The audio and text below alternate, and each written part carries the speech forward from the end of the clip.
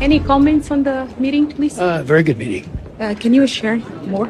Well, it was a very frank and I think fruitful exchange about next steps to make sure that the bloodletting by M23 stops. Because they still in DRC. I just came 2 weeks ago. You did, yeah. Yeah.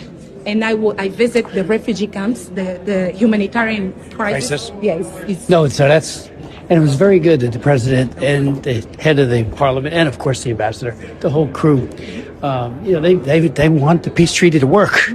But it can't work when you got M23 not only killing, but all the fleecing of minerals. And also the violation of the agreement. Yes, I know. The African people were very confident at this time because the United States is... But it's not over yet. It's not over.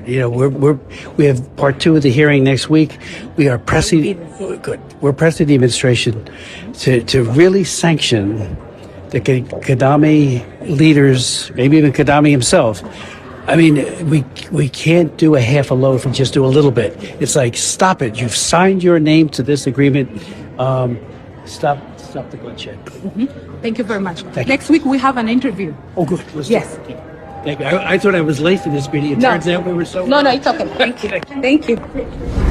I just returned from DRC. Are you coming this way? Yeah, so I just returned from DRC last week.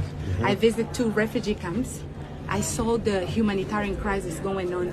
And what calls my attention is the hope that the African people are losing because of the violation of the agreement.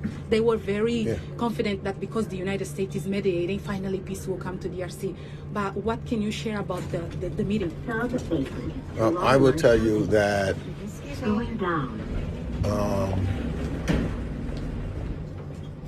I'm losing hope too.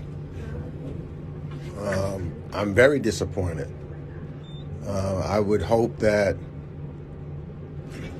both presidents of Rwanda and the DRC would get together and we'd find some peace and start taking care of the people. The only one that's losing out is the average people. The only one that benefits is the upper echelon.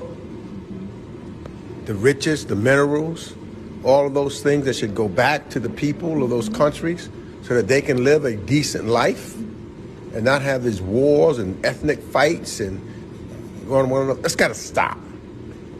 That's what I said in the meeting, because I'm tired of it.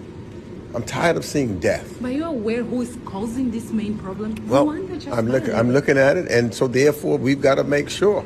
I mean, to have and sign an agreement here in the United States, and the President of the United States says it's over, that he should get the Nobel Peace Prize about it, and then to see that there's fighting continuing, and then there's nothing that is being done. It's got to be the entire, the AU should be involved so that they are also pointing out so people can't point one finger at the other. So the United States should be involved, but the AU should be involved also, because there's a time to come for the continent to come together. It's the youngest, fastest growing, and richest continent on the planet, but you wouldn't know it. And it's only going to take place when the continent starts working and holding itself accountable.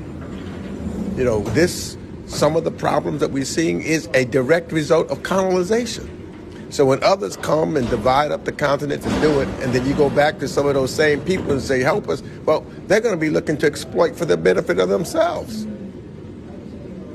So I'm saying this to all. I mean, we should have the AU, and the AU should be then coming to the United States and saying that this one is doing this or this one is doing that, and here's what we need your help to do, as opposed to having one side coming saying one thing and another side coming to say another thing, if we're going to be serious about this. Yeah, but the thing is very clear. One simple fact that the world watched was the signing of the agreement. But 2 days after the agreement, Rwanda attacked. Yeah, but I don't... Killed people in Uvira, and I agree. And the United States is watching. It should have never had happened. Foreign relations. Comment on the violation of the agreement between Rwanda and DRC. Are you aware of that? Yes, and I'm very distressed about it. I think there needs to be a greater effort to protect the people. Yeah. Because there is a huge humanitarian crisis going on. No, I know. But the President Trump said that there will be severe consequences if one of the parts violate the agreement, and Rwanda just did it. But we haven't heard anything from the U.S. But what do you think about the violation? Well, I think the violation is inappropriate.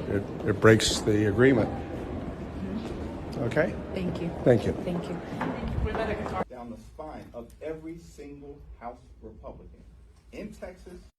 Do you mind comment on the recent violation of Rwanda of the peace agreement between DRC and Congo? Do you mind? Something I'll have to take a look at. Yeah. Leader, where do things stand on impeachment proceedings into Kristi Noem?